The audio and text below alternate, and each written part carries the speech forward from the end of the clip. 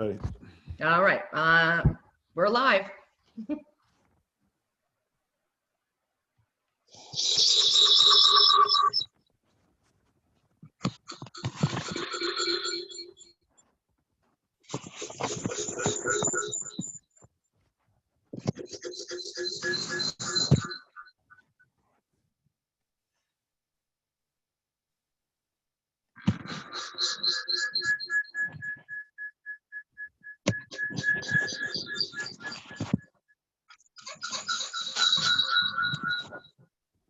Kim, can you mute Becky? There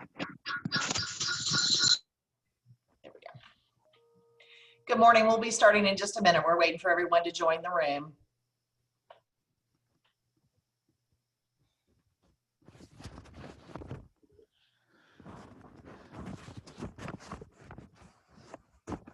Brian, it looks like we have everyone. Good morning. My name is Anna Dowdy. I'm with the Florida Association of Counties.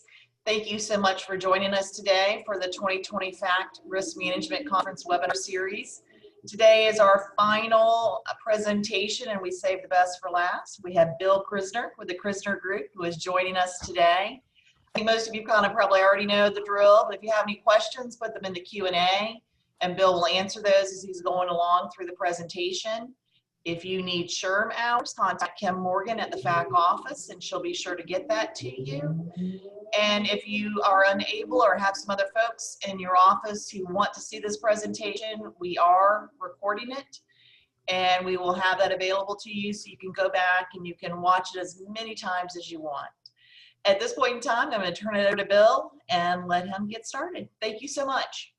That sounds like torture, watching it over and over again. Oh, Lord help us. I just want to begin by saying special thanks to Anna and Kim and Becky, and they just do a really great job. So thanks to the team for always seeing us through, especially during what's been a difficult season. So, and I'm sad. I mean, I'm just going to say that. It's beautiful. It's really nice outside. It's a Friday, so we all should be happy. But I feel a little sad because we're not together, and I miss everybody out there. So I'm really hoping and praying that we're going to get through this soon and we can do these in person. So what are we going to do today? Well, kind of what we do every time, right? We're together, which is we're going to work through a lot of different fact patterns that have a lot of different content. And as Anna mentioned too, as always, it's super important to ask the questions. I mean, we're all family. We've been together for a long time. If you're newer to the party, welcome. But we are casual, and our goal at FACT and my goal at the Krisner Group is to make sure that we're helping support you in your particular roles. And so as we go through these fact patterns, we're going to hit a lot of different stuff. Some of it's going to be COVID, some of it's not. You can post those questions. In fact, I really want to encourage you to use that Q&A box. So just pitch them up there. I'll probably look every fact pattern or two. I'll read the question out loud, and then I'll give you my thoughts and insight as to that question. So we're going to start with where you sort of guess we would start, and that is with Anxious Annie. And let me kind of share screen here so you can see the handout just in case you don't have it in front of you. My apologies. Let's see if I've got it here. There it is. Okay. So Anxious Annie. And I bet some of you have had more than your fair share of Anxious Annie. It says, Anxious Annie had a scare when she was around a friend of hers recently who tested positive for COVID. After being home for 10 days and now securing a negative COVID test, her employer has required her to return.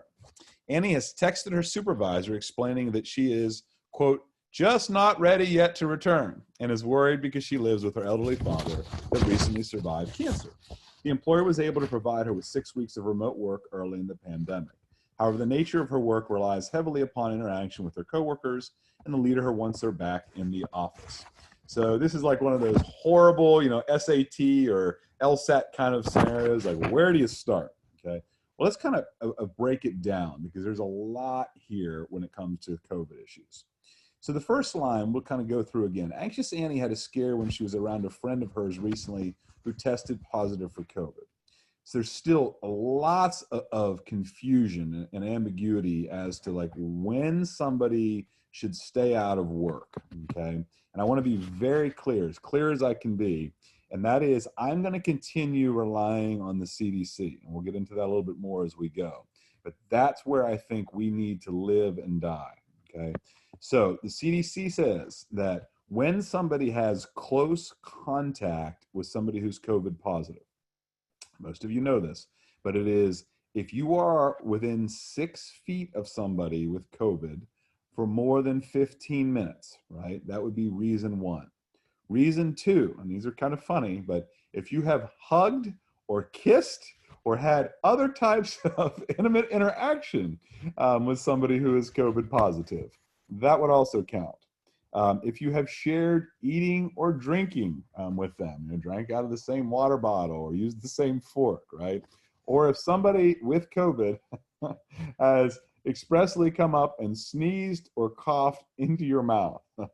Those are times, I can't say that with a straight face, but those are times whenever you do not want that person to come into your workplace, okay? And that's really important because, just like we did in our last training, I know some of you made the last roundtable and some of you didn't, but some of this may be a little repetitive, I hope not. But remember we talked, though, that you have a lot of people that are kind of in two camps. One camp is they really are anxious, Annie, they're really worried, but then we also have the, take advantage Toms, if you will, right? The people that are like, I get to stay home for 2 weeks paid. I think I've been, exposed, or I'm having symptoms or whatever else. And so just be careful that you're not getting taken advantage of on that front. Then we move on, right? And so what happens is that individual here has been home for 10 days. Is that necessary? So not necessarily.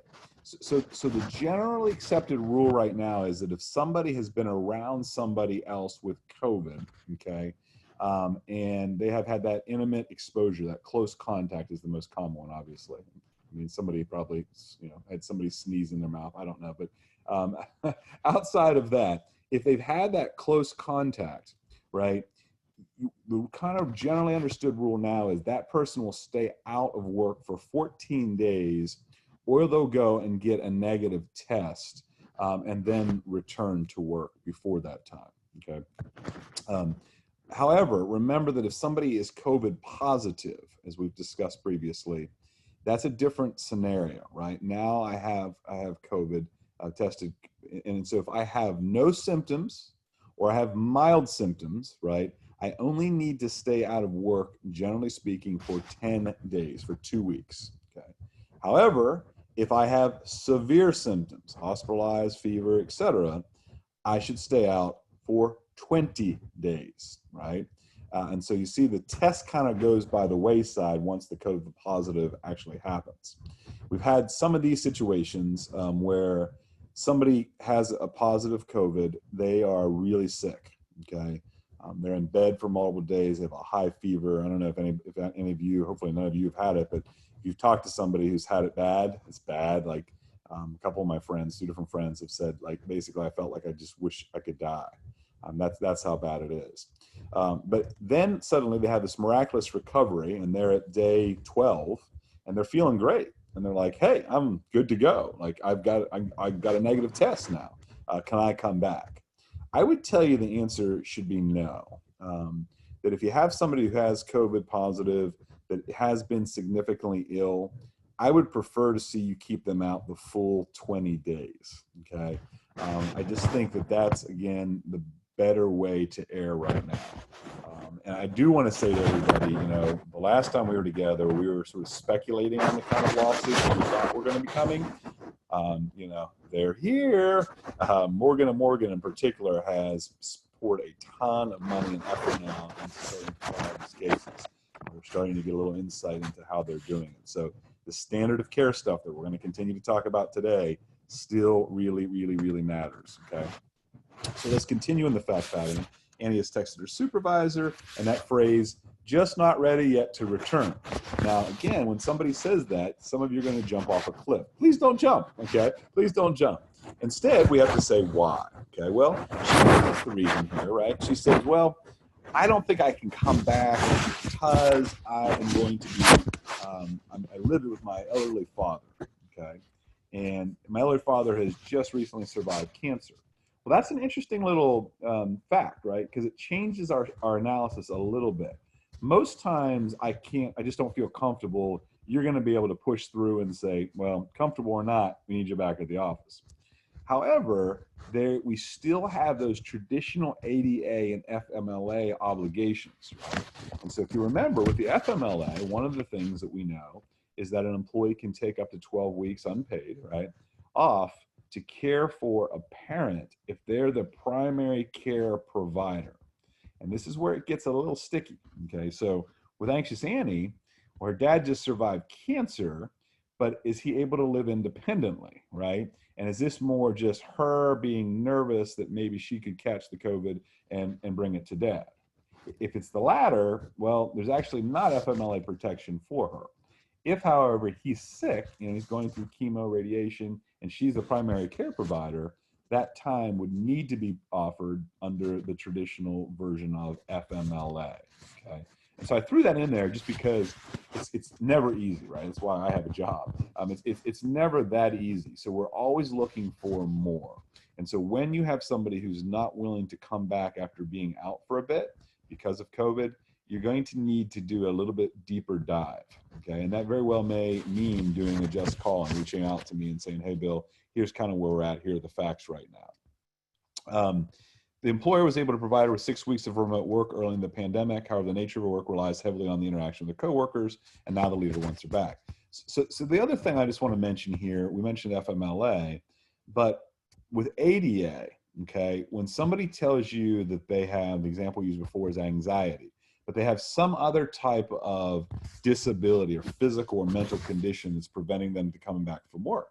My clients like you, right, are smart. And we've been together for so long, these things. But you remember that ADA framework, can the person with the disability perform the essential functions of the job with or without reasonable accommodations, right? So the request here is for work from home status.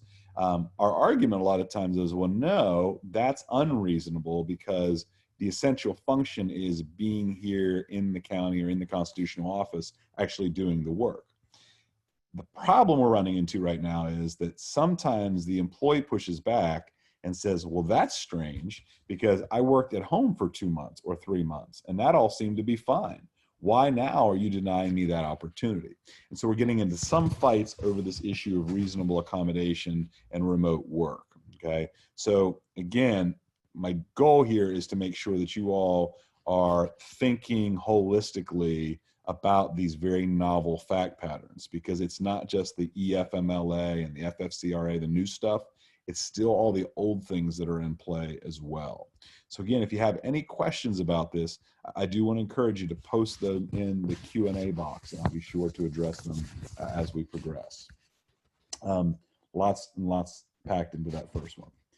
Let's move on. Let's go down to Touchy Tara. And yes, I like to do this every so often, is to bring in some of the funny names and the adjectives and whatnot. It keeps it light, right? Like maybe one of these times I should do the opposite. I should just bring in like the Code of Federal Regulations and just throw it out there and we can kind of read through the regs and put you to sleep. But that's not really that much fun, and frankly, it's not that effective. So Touchy Tara.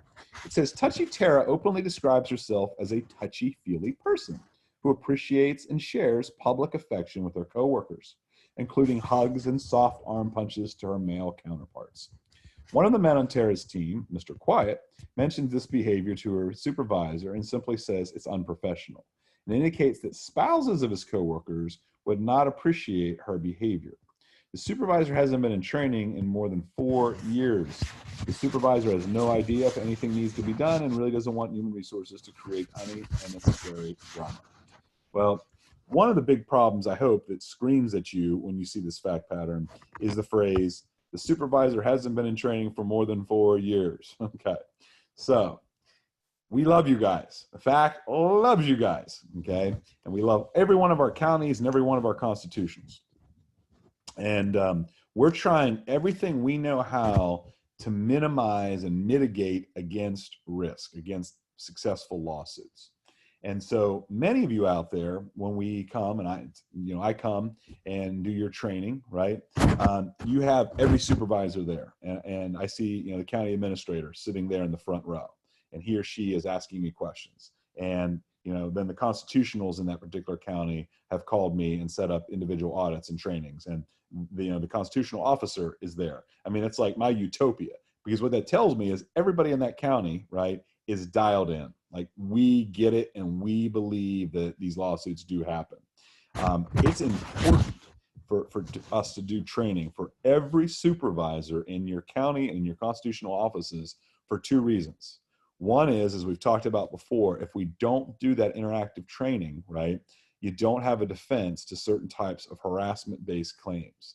And that's bad, because it forces us to go to a jury or to settle based upon a jury outcome, which is never good. It's very expensive.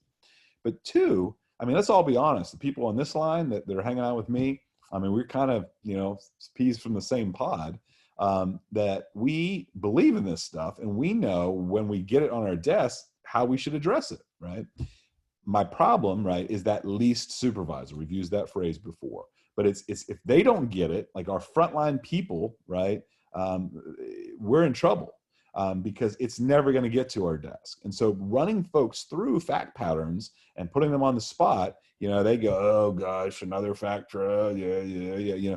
I mean, I hear all this stuff, and it's funny, by the way, in Zoom, because sometimes I have my video off and I have my, but I can hear everybody, and they don't think I'm there, and you hear them grumbling. The supervisors are all grumbling right beforehand, It's a little disheartening for me, but my point being is, even though they grumble, they are there, and they're engaged enough to now know, oh, these could be problems. And if nothing else, it's a CYA. I better get this over to the administrator. I better get this over to HR. I better get this to whoever it might be. So, that's why those trainings are so important. And again, we've had really great buy-in. I mean, I think everybody, everybody in the FACT board has been really surprised over the years of how not only does every county participate now, every single one of our members participates, but, we have a growing number of our constitutionals, and we do offer that service. So if you know some of the constitutionals that you think, hey, they really should be doing it, encourage them to reach out to us, and we can schedule their trainings too. Now, back to our fact pattern with Touchy Tara. Okay. The other thing that's really important is that when you get notice, right, when we hear third hand, fourth hand, fifth hand, sixth hand about this kind of behavior, the courts now have evolved to say that's sufficient grounds for us to be in the know. In other words, we have to do something about it once we learn of it. And so if we don't, and it falls down and it somehow doesn't get addressed, we are in big trouble, right? So we always look into it. We always take effort, especially when we're dealing with issues of harassment, and particularly sexual harassment. Remember, it wasn't that long ago we were in #MeToo. And that seems really hard to imagine right now with social distancing and whatnot, but it happens in different forms. We had one just last week, and I tell you these, you won't believe them, but there was a man, and he was a supervisor, and he allegedly needed to talk to a female employee after hours, and so sent a text saying, I need a Zoom call with you to discuss something important. And so, of course, she, as the employee working for the supervisor, agreed and set up the Zoom call. And when she turned the Zoom call on, her supervisor was there in his bedroom, sitting on the bed without a shirt on, and started to talk to her about, work, really trying to pick up on her. And the husband of the woman happened to walk by and see what was going on, and he lost it.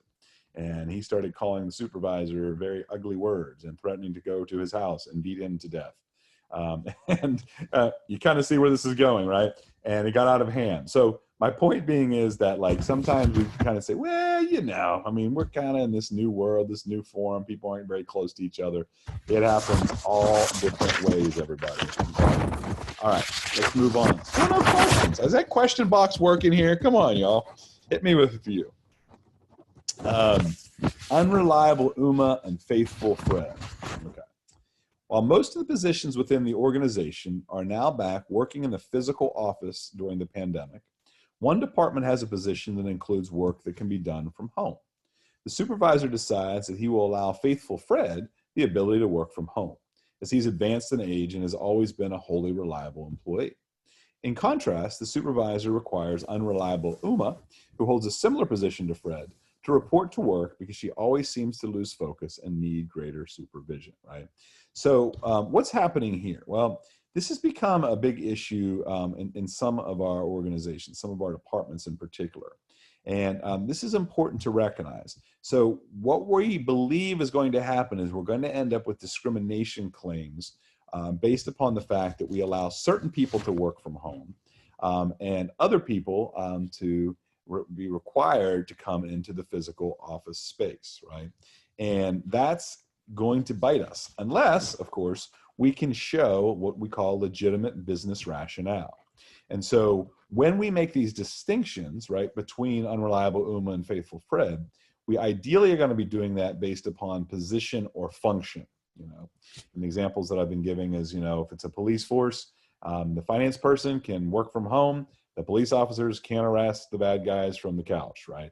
They have to be there. And so that kind of thing works fine, right? That's going to be a reason or a situation where we can draw the distinction and treat them very differently. You know, I think as a general rule too, is because a lot of our clients are wrestling with like, well, when is it appropriate? When is it not?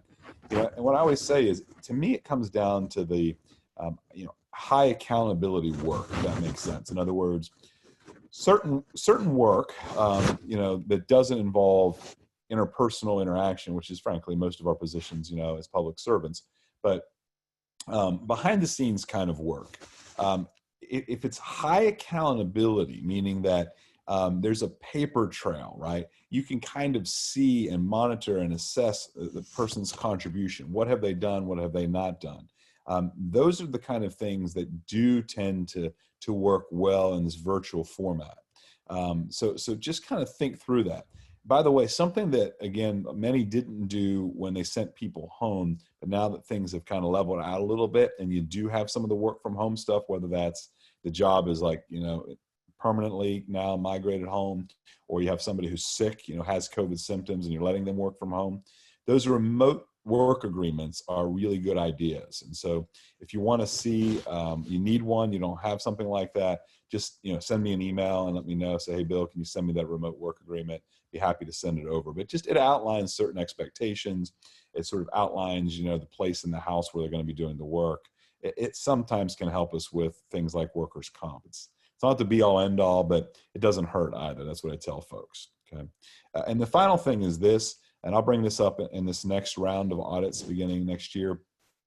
One thing that we kind of got caught on, I think, a little bit, is that the standard job description doesn't say as clearly as it should that one of the essential functions for many of these roles is to actually be at the physical work site. I mean, you kind of presume that, I guess. But now that we have gone through this pandemic, it's been a little eye-opening, right? And so one of the edits that we do want to make to every job description that does require in-person interaction will say, you know, working at whatever the site is, right? Ability to physically be at the site. And so that'll be something that we address as we go. Okay, cool. Still no questions. All right. Preacher Pete. If you wonder why, some of you remember this last year's training that we did for your supervisors had another one of these kind of fact patterns, but religious claims have increased over the last 5 to 10 years. And so we do want to be smart and be mindful, particularly knowing how important faith is in many of our counties and locations. It says, Preacher Pete works in the organization's roads and bridges department during the week and is the senior pastor of his church on Sundays. Pete opens each of his weekly staff meetings with a prayer that evokes his particular beliefs. He also leads a Bible study on lunch breaks with several people in the department. Atheist Adam comes forward and complains about both such behaviors. He further suggests that his recent evaluation was not as high as others, and he thinks it might be because he doesn't attend church. All right, so here's the thing with this. Again, I've been there. I've been with many of you in lots of different settings and contexts, and I know some of these things are true. I know there are Bible studies that happen on county property. I know there are many meetings that open with prayer. And are we violating anything by doing that? And the answer is no, okay? You're not expressly violating it. But what I always remind everyone is that it's an all or nothing proposition, right? So if I'm going to allow prayer to happen in the break room, you know, at lunch as an example, it's Christian prayer, then I have to allow somebody who is Muslim or Hindu or fill in the blank, right, to be able to use the same space and the same time for the same kind of purposes. So we don't want to get into a place where we're doing for one and not for another, right? The prayer thing, there's some arguments out there, in some cases that do support this. So I do need to say it, that you shouldn't open, public meetings with a particular theology or prayer, et cetera. And so the way that some have gotten around that is they say, well, we haven't actually started the meeting yet. And so, 5 minutes beforehand or 2 minutes beforehand, there's a voluntary time of prayer. Anybody who would like to be in the room or be on the setting, then, that's when they start and they say the optional prayer, right? The optional time of prayer. And then the official meeting begins. And that kind of takes you out of harm's way, right? So just, again, there's always creative ways to kind of massage things, I think, and avoid unnecessary problems. Now, here, the bigger problem, of course, is the second half of the fact pattern, where Preacher Pete now has a complaint that's been made that somehow he is preferring others that are of Christian background over somebody who's an atheist. And you all, of course, the bells go bing, bing, bing, bing, right? And you know now that you're going to go ahead and you're going to investigate. And it's really important, again, that when we have any kind of fact pattern where anybody internally is indicating that something has happened or hasn't happened because of a protected class, I would just tell you, and maybe this is big brother of me, I just say reach out to me, okay? Most times you're going to be capable of handling it internally. I can help you, walk you through, like, hey, here's the steps, this, then this, then this. You can send the documentation. I can look at it, give you feedback. Then there are other times when the case or the situation, really smells and looks and feels a lot more litigious. And you may say, you know what, I don't feel comfortable handling this one. And then we call Ken and say, hey, Ken, such and such county or such and such constitutional office wants fact to go ahead and do this investigation.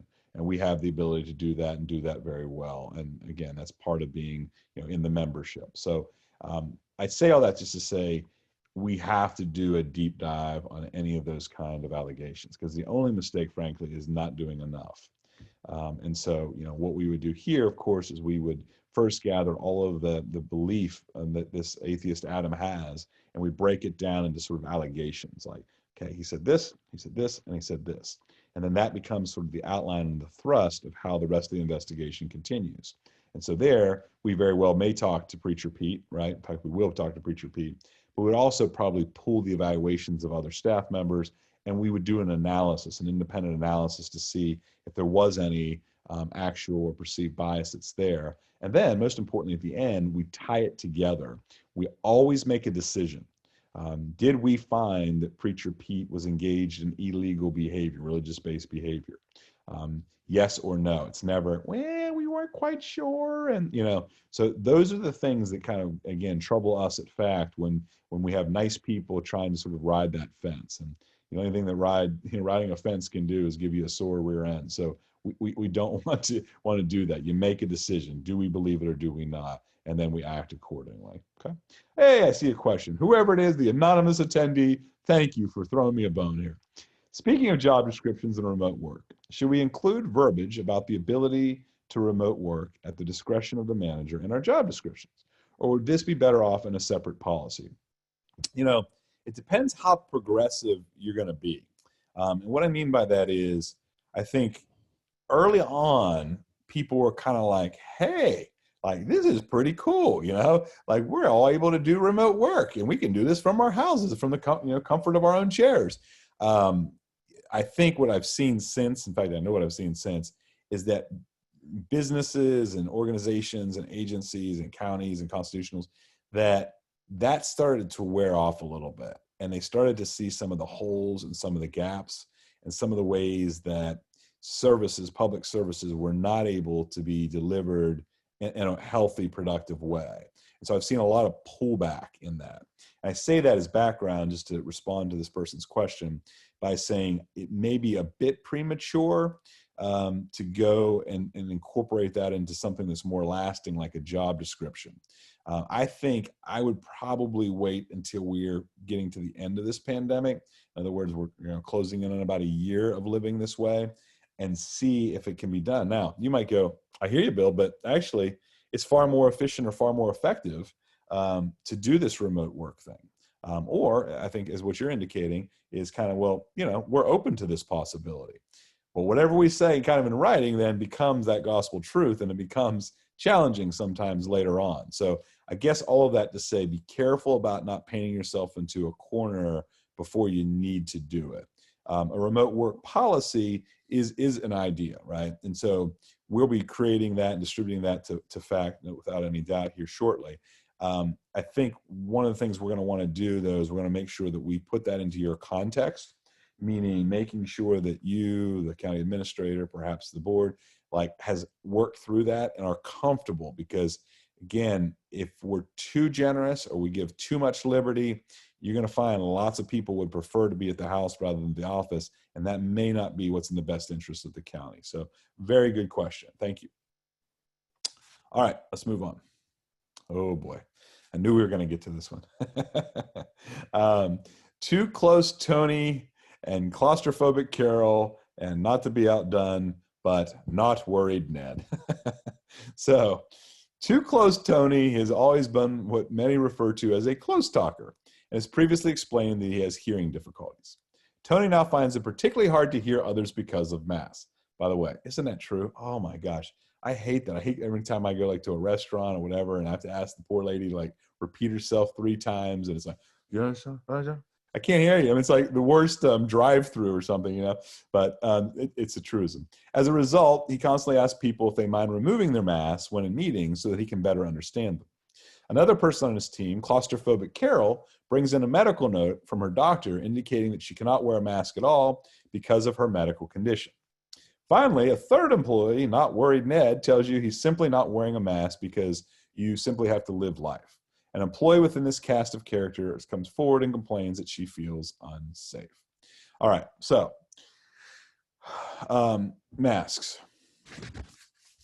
I'll start off by saying this, which is that people are in very different places with masks. And I'll give you just a quick example. I was doing a training like this for a big client of ours over on Panama City Beach last week or the week before. And I was doing my little, dog and pony show about masks, and everybody's very nice. And the training ended, and as soon as I clicked end on Zoom, my cell phone rang. And it was the owner of this particular entity, and he's a longtime friend, really nice guy. And he said, hey, Bill, a good presentation. He said, when was the last time you were over here in Panama City? I said, not since COVID broke up. He said, well, if I could magically transport you here, he said, you wouldn't believe there is such a thing as a pandemic. And I said, what do you mean? He said, you'd have to hunt to find people wearing masks. Now, I don't know if that was an exaggeration or not. I mean, my Bay County friends may be on the line right now, but, and he said, and you just told me and told my entire staff that they have to wear masks. And I said, I did. And he said, so don't you think that might be a little unreasonable? And I'm not going to lie, and I'm going to be very unpopular on this line. I have no doubt. But no, I don't think I'm giving the wrong advice. And he said, I can't believe it. And he's not alone. So we've had a lot of folks that said things like, hey, our local ordinance, our local county ordinance, our city ordinance, whatever it is that required masks in all these different contexts, it actually is getting ready to end. And there's no talk of, doing another one. And so we surely are okay. And then I've had other people say, well, I hear what you're saying about your CDC stuff, but let me tell you, my president says, ... And others have said, my governor says, ... And again, it's really hard to be Bill right now because I am not at all trying to be political about any of these things. But here's what I say in response to all of those folks, okay, and to some of you, which is lawsuits where we have a person who gets sick, or more likely a person that dies, and they can actually show causation that they got COVID from work, okay, it is going to create, there's no doubt in my mind now, because I've seen what Morgan & Morgan's putting out, they're going to file these lawsuits.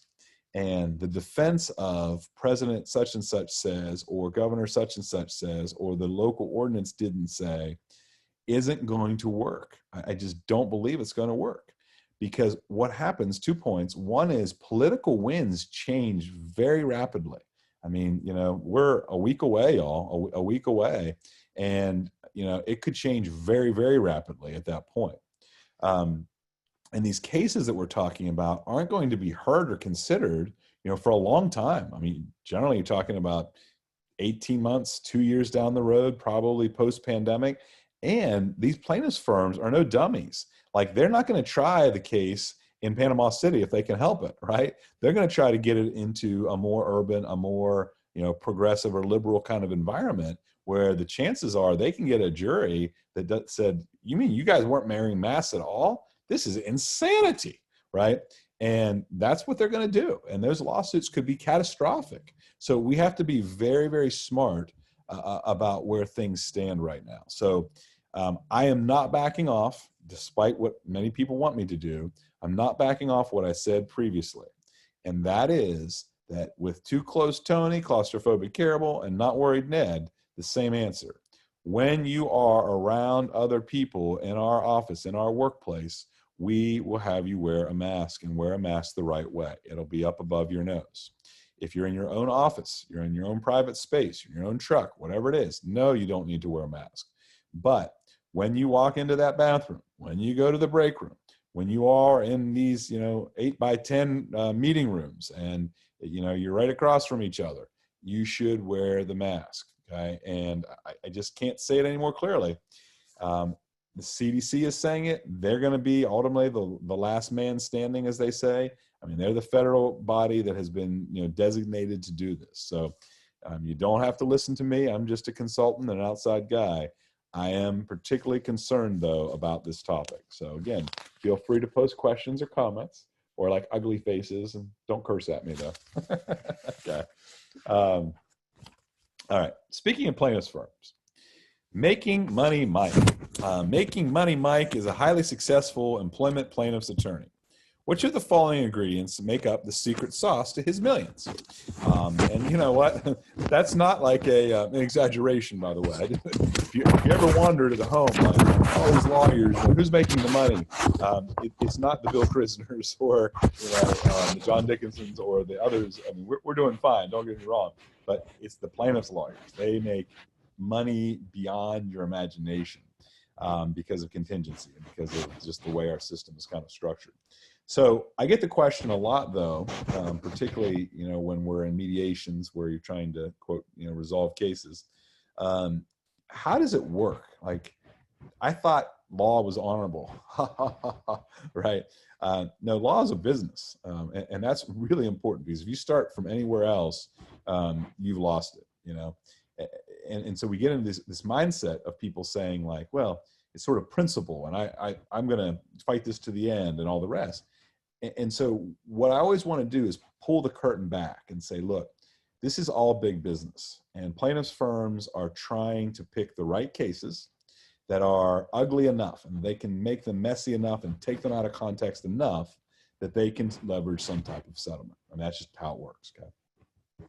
So that begs the question, how does that plaintiff's firm, okay, and most of us deal with about 2 or 3 of the big ones, how do they decide which cases they're going to take? Okay, and so the choices here are tenure, compensation, multiple protected classes, absent skeletal or sloppy documentation, complaints of alleged illegal behavior, D, accepting every case that shows up on his doorstep, or E, A, B, and C. While you want to mark D, the actual answer is E. Surprisingly, and I actually do believe this. I have talked to several plaintiffs' attorney, I don't use the word friends, but acquaintances, how's that, that have told me, openly, that they only take between 10 and 15% of the people that they meet with and they do intake with. So they're actually much more selective than you might think. And so that gives us some hope as risk managers, because we're going to try to be smarter, right, than the average Joe. And if we can be smarter than the average county or the average constitutional, we should be less likely to be sued. And, again, not to pat all of ourselves on the back, but over the last 10 years, yeah. By the way, it's worked. We've been able to drive our losses down pretty dramatically when it comes to employment claims. Why is that? Because you all care. because you're doing the right thing, right? We're doing trainings and we're making updates to our policies, and we actually are having our supervisors talk about risk. It's really good, and it does work. So let's look at these other ones though briefly. Tenure, compensation, and multiple protected classes. Okay, so this goes back to the big business, right? If you have the county administrator that makes 6 figures, right? He or she automatically is going to be more attractive than the minimum wage person in the roads department. Because why? Basic math. 40% of $100,000 is a whole lot more than 40% of $25,000, right? And so we're always mindful that when we're terminating somebody more senior, the probability of them getting representation goes up significantly. Tenure matters, okay? When you have somebody who has been at the county for 20 years with a reasonably good record, they're going to be attractive versus somebody who is in the probationary status. Now, just a little footnote, I think most of you know this by now, but even when we fire people in our probationary status, what do we still do? We still do the involuntary separation memorandums. We still do that term memo. And yes, they're going to be much shorter than when the guy that you fire at 20 years, but please don't fall prey to that myth. We've talked about it before. I can let them go for any reason in the 90 days. They can still sue you after day 1. So we have to have some reason that's documented as to the basis for that decision. And of course, the queen of all here, multiple protected classes. So you all, we do this training, you're in, you're out, you're in, you're out. And we always talk this way. When you're talking to me on Just Call, it's not because it's motivated by it, but I always say, what's their race? What's their gender? What's their age? What's their, right? Because that's me doing my math and sort of figuring out what's the chance that this person is going to go and get Marie Maddox or Morgan & Morgan or whoever it might be. That matters. Absent, skeletal, or sloppy documentation. Everybody's going, tell me about it, right? Tell me about it. So we continually come, and you're generous enough and gracious enough to allow us to come and do your audit each year, okay? And it's relatively painless, but one of the areas and one of the things that we do is that we cycle through that concept of the employee life cycle, right? And usually I find at least one of what I call kind of the big 5 are problematic, that there's documentation that's either not there, it's not as good as it should be. And just as a reminder, right, what are the big 5? Well, interview, assessment forms. I talked about that in my last training with you all at the round table. Got to be doing those things. Like that's probably like priority 1 right now. In the middle of our session, get those doggone interview assessment forms done right. 2 is evaluations. Are they being done well if they're being done at all? 3 is the P&P, which is pay and promotion. Big issue we may or may not get to, but gender pay, making sure that's all fair and right. 4, corrective actions, performance interventions. Like, do our leaders actually timely use corrective action documentation? And 5, the very most important is the involuntary separation memo, that term, that closing document. And so every so often, and I won't say who, but there are a couple of you out there that get 5 gold stars from me, right? Which means that all of those systems are actually working very well. For you, what you should constantly be doing is saying, which one is my weak link? Where do I need to do more? And some of you say, Bill, I would do all 5 of them. In fact, I, as an individual leader, do all 5 of them well. My problem is that I run into barriers and difficulties with my administrators, right? With the Board of County Commissioners, whoever it is. And so all I can tell you with that is encourage them to come to more trainings. I wish I could, but they won't. But, let them understand, because I'd rather them learn this way, which is what I call the easy way, than the hard way, which means a big lawsuit. There is a lot of truth behind the old saying, once bitten, twice shy. So we don't want that to happen. We, in fact, don't want that. You don't want that to happen. Sometimes it's necessary. And then C, complaints of alleged illegal behavior. Again, when somebody complains about something, even when it's frivolous, you look into it, you document it, you close that consideration, that query, before you fire somebody. I can't believe sometimes I get the just calls and it's like, Joe just had a workers' comp claim, or Jane just said that there was a safety violation. We're firing her tomorrow. And I'm like, no, please, please, please. Those are not good situations.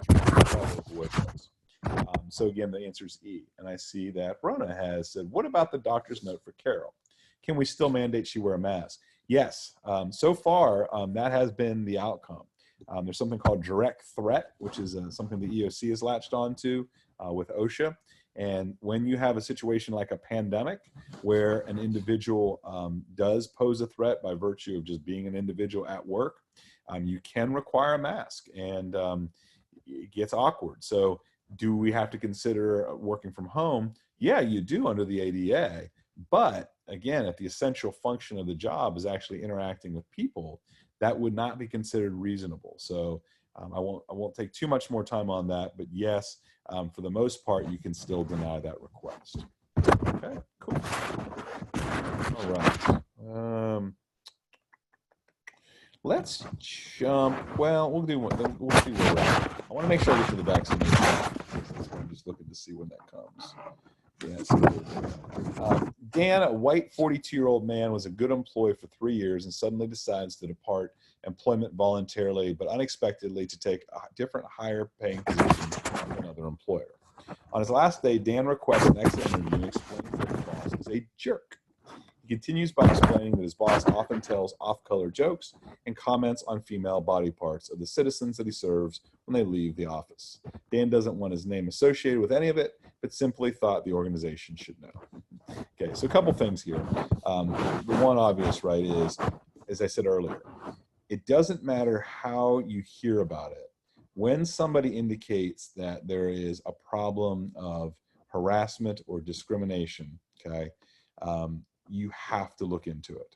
And so here, while Dan doesn't want anything done and doesn't want his name associated with it and all the rest, it doesn't matter. The old thing of once the cat's out of the bag, the cat doesn't go back in, really true and really important. Okay, so we want to make sure on this front that we do immediately engage in an investigation. The other thing, though, that I want to kind of bring out is the timing of when we learned about it. There can be a temptation to say, well, Dan's mentioned it, but Dan's gone or about to be gone. And so, should we make the proverbial mountain out of the molehill? I don't know. I think we shouldn't. And the only thing I tell people, I get it. Sometimes it's like, hey, it's worth maybe assuming that kind of risk. But what I tell people is I say, here's the thing. Chances are that if that behavior is really going on, somebody else isn't happy about it either. And at some point, somebody else is either going to complain or they're going to file a suit. And I can't tell you the number of times the Dans of the world, that have since departed, come back like some type of horrible spirit, right, to haunt us. In other words, Dan comes in then, and somehow the plaintiff's lawyer has dug him up, and he's like, yeah, I told them about this a year ago, and it's really bad. Because now we have open testimony saying like that you knew about it, you sat on it, didn't take any action, and that is a really viable lawsuit that becomes very difficult for us to resolve. So, and then one final point on dropping a bomb, Dan, which is that I do think exit interviews are very effective tools. We may even look at that or talk more about that with you next year. But the way you go about doing exits, I think, is important. I like the idea, and I've got a form I think I've shared before. I can share it again. But the way that I do them, and every so often people hire our firm to do them for them, is I sit down with somebody, a week or two before they leave. Rule one is that if we're firing them or they're leaving involuntarily, we don't do exits. But number two is that if they're doing voluntary departures, I sit down with them and I just say, hey, I just need 20 or 30 minutes of time. We're just always trying to get better here at the county, at the Constitution. And so I want to ask you about three areas. Area number one is I want to ask about your job. Area number two is I want to ask about your supervisor. And area number three is I want to ask you about the county or the constitutional office generally. Okay. And my challenge to you as we do this is I want you to give me at least sort of one positive thing, one thing that you enjoyed about each of these three categories. But I also want to challenge you to tell me about an opportunity, right? Not a negative, but an opportunity that we might have with these same categories. And I just do it real cash like that, right? And it's amazing. I mean, I can't think maybe once in all the years that I've done this where somebody says, don't want to say anything, don't want to say anything. I've had people say that at first, yeah, I don't want to say much. And then I kind of just use the old, the trick, kind of silence. And then they usually go, well, I guess I should tell you this. And then they break and then blah. And so a lot of times employers are like, I don't want the blah. I don't want to know, like, what I do not know will not kill me, kind of thing. But to me, as somebody who believes in like continual cultural improvement, I think it's a good idea. I think it's a great way to get feedback. From an HR perspective, it's a great way to learn about pockets of problems that you may not even realized were out there.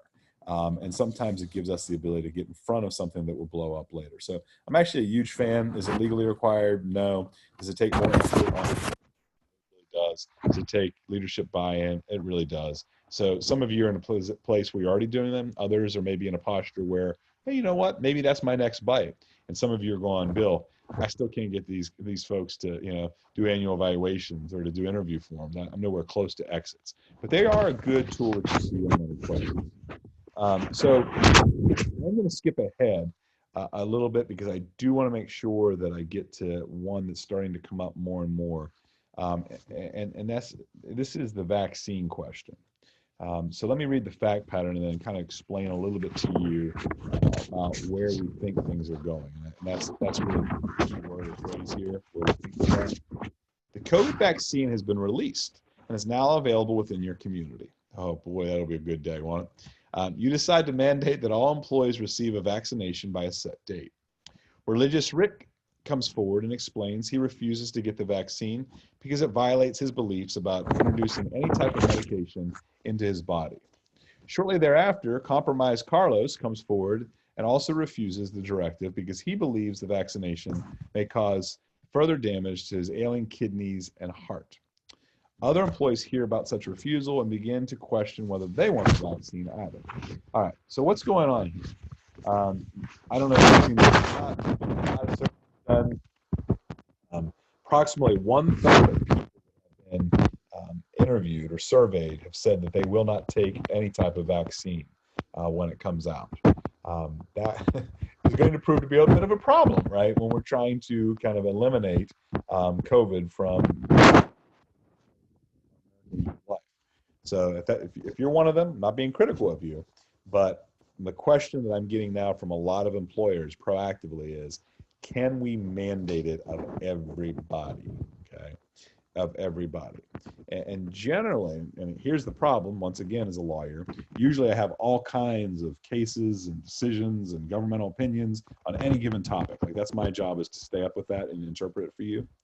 But here, we're in a pandemic. We have never had a pandemic in modern era like that has impacted us in any way.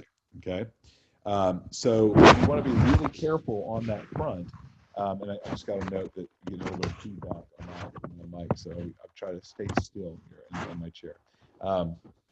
But the answer is generally yes, that we can do that. We can mandate it of all people.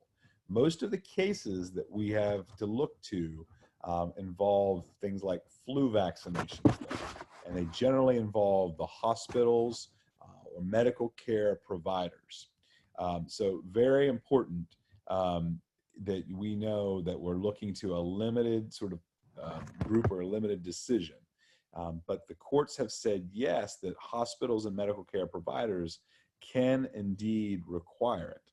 There are two exceptions, of course, though. One is somebody who says, I can't because of religious beliefs, and the other because of what?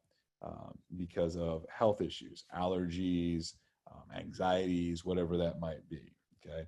And so what's going to be the outcome when we have the Ricks and the Carlos raise these issues early spring, maybe late spring, whenever this vaccine comes?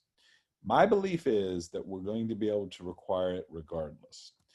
Why is that? Well, the EEOC has come out, as I mentioned earlier, under the ADA and said that the pandemic exceeds what's called the direct threat standard, meaning that it poses significant risk of substantial harm to others. Okay, and because of that heightened sort of standard, or that notice that, hey, this is where we are. This is a pandemic that we're trying to defeat. I think that we're going to get federal guidance that comes out probably just about the same time as the vaccine starting to release, that does give us, the EOC, that does give us that ability. But we're watching it closely. And my guess is that if there is any variance, or if they say, well, there might be certain exceptions, and it's very, again, vague, which it's going to be a nightmare. Those are going to be times where you're going to want to reach out to me, and we're going to work back and forth to decide whether or not that request, that reasonable request, is sufficient. And I'll give you just a quick example of this. And that is that, for them to use the religious exemption, they have to have what's called a sincere religious belief, which means that you can't just say, well, I'm just not comfortable. And my spirit says, something in my spirit says I shouldn't take the vaccine. It actually has to be part of an established religion. And there are not a lot of those out there, by the way, that would say you're not supposed to, take this. Now, Scientology, and there are some, quote unquote, mainstream religions out there that might allow this. But I think people are going to be hard pressed on that front. Remember that the undue hardship piece under the ADA is going to be higher. It's going to be harder for the employer. So if somebody does show that there's certain chemical or certain ingredient, if you will, within the vaccine that they are expressly allergic to, that's going to be a little bit harder for us to manage. So I know that makes it tough because you're like, well, Bill, thanks for that. It's not a whole lot of clarity, but I want to try to make sure that we're always in front of these issues in the law as they continue to develop. And I think that's going to be our next big jump. One other sort of prediction is that I believe that, again, depending on what happens next week, but if the Democrats take control of the White House and Senate, you're going to see, again, a series of new laws potentially, and probably a replenishment of some of the existing laws, in particular, the idea of that FFCRA and the 2 weeks. There's a lot of talk right now that they'll increase that to 3 weeks, up to 3 weeks of paid time if you have COVID-related symptoms, et cetera. And again, those will all be monies that, potentially recoverable. So we don't know yet, but keep your eye on it. I promise we'll keep sending e-blasts out as new laws are passed. And so we're at 11:28 right now. I'll ask one more time if anybody has any questions that you'd like me to address before we wrap this up. And by the way, the fact patterns that we didn't get to today, I promise we'll make sure that we revisit at a coming roundtable and kind of use those as a basis to start some conversation. If not, then I'm just going to leave you with this, which is, fortunately, because you are a FACT member and we love you for it, you have unlimited access to Just Call, which is simply a nice way of saying you can reach out to me and my team anytime, by email, by telephone, etc. Doesn't matter how big or how little the question, we're there to be a support to you. So thanks again for the opportunity to be able to speak at this year's conference. Thank you so much, Bill. That was a great presentation, lots of new material for folks. And please do take advantage of the different opportunities that we have available through FACT. As Bill says, he is certainly, his firm is there and available. The Just Call program or other ways that he can get into your county and help you out. Please do not hesitate to use the available resources that we have. We will be beginning planning for the January roundtables soon, and so we hope to be back in person, but we will see if we were able to make that happen. I know we miss seeing everyone very much. We miss socializing and having that contact with each of you. So we will hopefully be able to do that in person in January. But definitely, if you don't already have it on your calendar, the October Risk Management Conference is back in St. Johns County. Of course, right after I say that, what are the dates on that, Kim? Do you have that available? On the spot at 9. We'll be right on the We'll spot. send that out. We'll send out a save the date on that if you don't already have that on your calendar. But that'll be for next October 2021. So we'll certainly be back in person by then. If you need a recording of this, we will have it posted on the website. If you need SHRM hours, get in touch with Kim at our FAC office, and she'll be happy to get your certificate. Is there anything I missed, Kim, going through the? No, that's it. It was a great series. Yes, thank you also very much for attending this year's risk management series. We appreciate it. Take care.